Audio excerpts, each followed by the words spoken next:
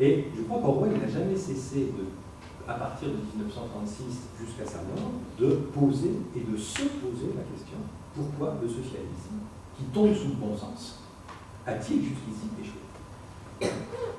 Alors sa réponse est esquissée dès la seconde partie du Quai de Wigan, qui est un très grand texte, et dont on retient trop souvent que les sarcasmes sur les porteurs de sandales végétariens, mais qui est un texte bien plus important que cela. Donc esquissé dès la seconde partie du Quai de Wigan, puis développé et précisé, complexifié pendant les 13 années qui ont suivi, peut être, à mon avis, résumé en 3 points. Premièrement, le socialisme a été réduit à tort à une forme d'organisation économique, c'est-à-dire au collectivisme. Deuxièmement,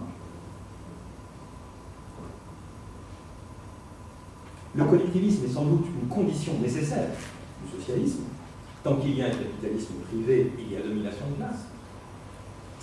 Mais en tant que tel, il est parfaitement compatible, le collectivisme, avec de nouvelles formes de domination posant non plus sur l'argent, mais sur l'organisation, sur le management, qu'il soit communiste ou capitaliste, et sur le pouvoir par lui-même et pour lui-même. Et même, il est tout à fait susceptible de favoriser l'émergence de ces nouvelles formes de domination. Dans sa recension de la route de la servitude de l'économiste libéral Friedrich Hayek, 1944, une époque où Hayek n'était pas célèbre, et où il était même à contre-courant, Orwell nous donne raison sur un point. Il y a beaucoup de vrai dans la partie critique de la thèse du professeur Hayek. On ne dira jamais assez, et d'ailleurs on l'a fort peu dit, que le collectivisme n'est pas démocratique par nature, mais qu'au contraire, il confère à une minorité tyrannique des pouvoirs tels que les inquisiteurs espagnols n'auraient jamais pu en rêver. Troisièmement, dans ce processus antidémocratique, la classe intellectuelle, prise au sens large, joue un rôle décisif. Au travers de l'avant-garde de type léniniste ou des comités de réformateurs socialistes experts, du type Fabien, les intellectuels ont pris les commandes à l'intérieur du mouvement socialiste et, de manière plus générale, ils tentent à développer, à répandre dans la société dans son ensemble des manières de penser, des attitudes, comme le mépris des faits et de la vérité objective, le rejet de la naissance commune, en faveur de la réelle politique et du culte du pouvoir.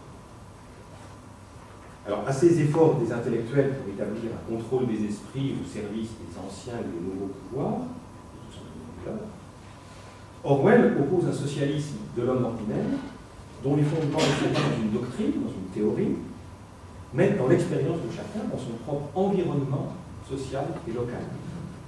La capacité de chacun à voir de ses propres yeux, à juger à partir des valeurs de base communes. Et tous les romans, tous les essais, tous les articles d'Orwell à partir de 1936 peuvent, à mon avis, être lus comme destinés à renforcer la confiance de ces lecteurs dans leur propre expérience et pour l'effort aussi pour élargir cette expérience. Alors, dans cette entreprise, un certain nombre d'écrivains, de penseurs, conservateurs, libéraux, anarchistes, dont Orwell désapprouve simultanément les conceptions philosophiques et les organisations politiques, constituent à ses yeux des alliés utiles et significatifs. Pour deux raisons. La première, c'est que souvent, ils sont beaucoup plus lucides que la majorité des écrivains et penseurs socialistes sur justement ces nouvelles formes de contrôle des esprits et sur leur danger. D'autre part, contre le snobisme de nombreux intellectuels de gauche, intellectuels progressistes, contre leur mépris pour les mentalités populaires, contre le socialisme par en haut, si vous voulez, et aussi contre l'effort de ces intellectuels pour recréer en permanence des distinctions, au sens de Bourdieu, distinctions sociales et culturelles, qui sont en réalité des armes au service d'une politique de domination de classe. Un certain nombre d'écrivains et penseurs conservateurs, libéraux, anarchistes se trouvent défendre souvent des expériences, des valeurs, des réactions qui sont en réalité bien plus démocratiques, c'est-à-dire plus égalitaires, que celles des intellectuels de gauche en question.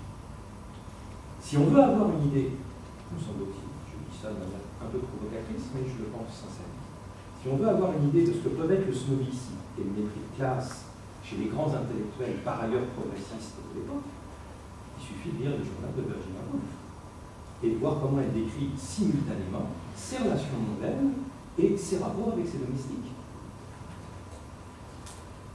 Ça n'enlève rien à 3 Guinées, mais le journal dit beaucoup de choses.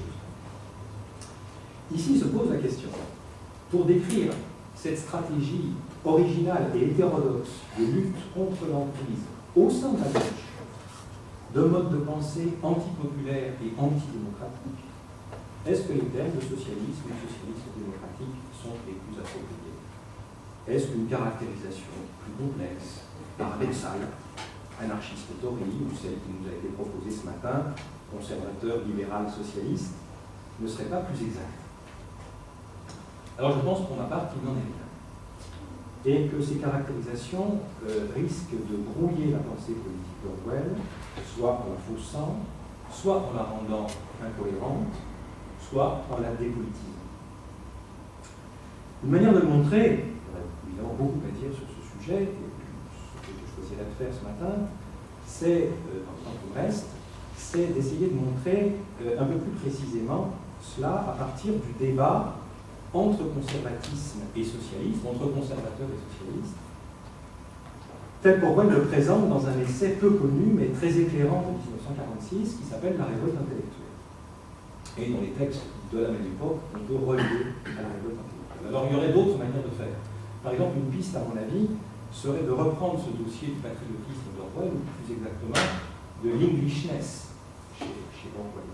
Dans le livre dont il a déjà été fait, auquel il a déjà été fait allusion de Philip Barnes sur Orwell et le marxisme, il y a une analyse très intéressante de la question de l'Englishness dans le Parti communiste, chez un certain nombre d'intellectuels du Parti communiste dans les années 35-39, à la période populaire évidemment, et de toute une tentative pour essayer de comprendre et de penser l'Englishness dans un sens démocratique et révolutionnaire.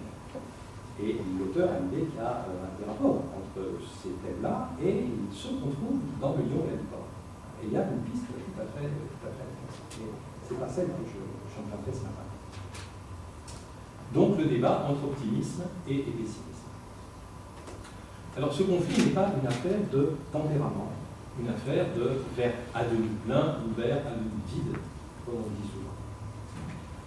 La question est une société libre et égale, c'est-à-dire une société libérée de la domination de classe, est-elle possible? Et la réponse d'Orwell est très clairement oui. Il est là-dessus dans le camp des optimistes. Mais la nature de cet optimisme doit être précisée et il faut distinguer ici 2 sortes d'optimisme que je proposerais, je n'ai pas trouvé de meilleur terme, d'appeler l'optimisme de la nécessité, qui n'est pas celui d'Orwell, et l'optimisme de la possibilité, qui est le sien. Un optimisme de la nécessité, c'est quelqu'un qui croit qu'une société libre et égale existera nécessairement un jour. Soit parce qu'il croit en un progrès continu, à travers des réformes et par le moyen de l'éducation, modèle Condorcet, soit parce qu'il croit en un progrès à travers des conflits et des reculs apparents, à travers un processus dialectique, selon le schéma marxiste. Alors ces 2 formes d'optimisme, de la nécessité, sont aux yeux d'Orwell illusoires et politiquement ou inefficaces ou dangereuses.